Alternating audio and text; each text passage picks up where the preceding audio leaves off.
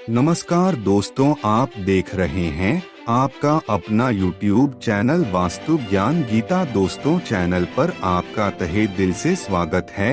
हम आज की सबसे बड़ी और हैरान कर देने वाली खबर लेकर आए हैं।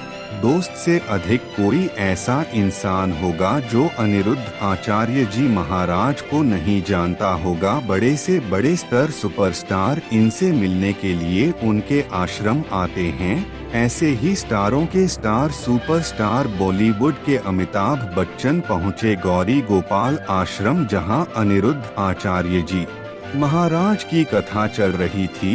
लेकिन दोस्तों, वहां ऐसा कुछ हुआ जिसके बारे में किसी ने सोचा भी नहीं था। दरअसल दोस्तों, अमिताभ बच्चन और आचार्य जी के बीच हुई गहरी बहस ने सबका ध्यान खींच लिया। आखिर ऐसा क्या हुआ कि अमिताभ बच्चन को गुरुजी के बीच आइए जानते हैं पूरी कहानी। उससे पहले अगर आप अनिरुद्ध आचार्य जी महाराज जी को अपना गुरु मानते हो या फिर उनकी कथा सुनते हो तो वीडियो को लाइक करके कमेंट में राधे राधे जरूर लिख दें। तो चलिए दोस्तों, बताते हैं क्या हुआ था उसे दिन गौरी गोपाल आश्रम में। दोस्तों, गौरी गोपाल आश्रम में सुबह से ही भक्तों की भारी भीड़ थी। अनिरुद्ध आचार्य जी महाराज की कथा चल रही थी। हर कोई उनकी वाणी सुनकर मंत्रमुग्ध था। वह पंडाल में बैठे हुए हर इंसान का ध्यान अनिरुद्ध आचार्य जी महाराज की कथा पर था।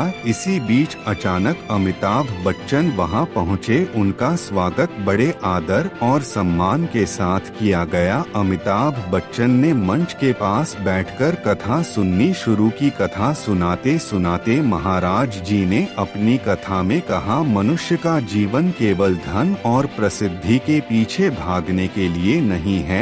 असली सुख सत्य, धर्म और सेवा में है। जो व्यक्ति केवल अपने स्वार्थ के लिए जीता है वह कभी सच्चा आनंद नहीं पा सकता। अब दोस्तों, यह तो नहीं पता कि अमिताभ बच्चन जी को यह बात सही लगी या गलत लगी, परंतु दोस्तों थोड़ी देर में ही यह बात सुनकर अमिताभ बच्चन ने बीच में सवाल किया, गुरुजी क्या आप यह कहना चाहते हैं कि धन और प्रसिद्धि का कोई महत्व नहीं है? क्या यह उन लोगों के लिए गलत है जो मेहनत से सफलता पाते हैं?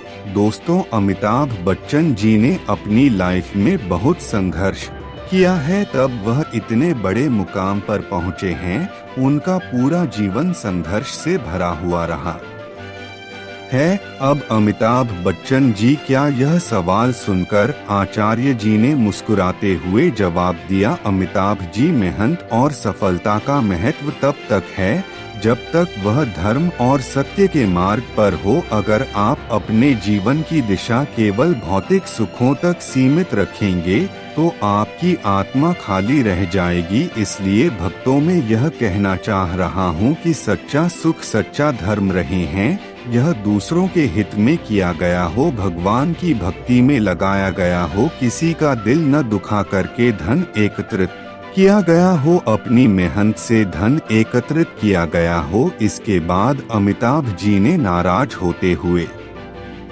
गुरुजी से कहा, लेकिन गुरुजी, अगर सब कुछ ईश्वर की मर्जी से होता है तो मनुष्य के प्रयास और कर्म का क्या महत्व है? गुरुजी ने गंभीर स्वर में कहा, अमिताभ जी, यह बात समझने की जरूरत है कि ईश्वर ने हमें कर्म करने की शक्ति दी है। हमारा प्रयास ही हमारे जीवन का आधार है।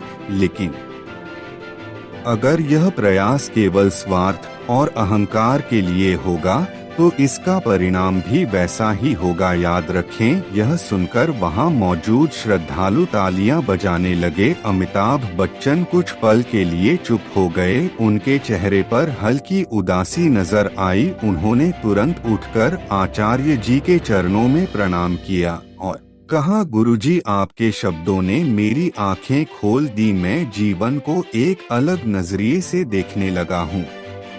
मुझे माफ कर दीजिए अगर मैंने कुछ गलत कहा। गुरुजी ने उन्हें आशीर्वाद देते हुए कहा, आप जैसे बड़े इंसानों की है विनम्रता देखकर मैं बहुत प्रसन्न हूँ, परंतु सभी भक्तों से मेरा अनुरोध है कि ज्ञान का आदान प्रदान ही सच्चा संवाद है। तो दोस्तों, अमिताभ बच्चन और अनिरुद्ध आचार्य जी की थोड़ी देर की इस बहस ने पंडाल में बैठे हजारों भक्तों का दिल जीत लिया और सभी ने अमिताभ बच्चन और अनिरुद्ध आचार्य जी महाराज के लिए तालियां बजाना शुरू कर दिया। वहां बैठे हुए सभी भक्त इस बात से बहुत प्रभावित हुए और अपने जीवन में उन्हें बहुत अच्छी सीख मिली। सभी भक्त बहुत ही प्रसन्न हुए। दोस्तों, अगर हमारे द्वारा दी गई जानकारी आपको अच्छी लगी हो तो वीडियो को लाइक करें तथा हमारे चैनल वास्तु ज्ञान गीता को सब्सक्राइब जरूर कर लेना। धन्यवाद।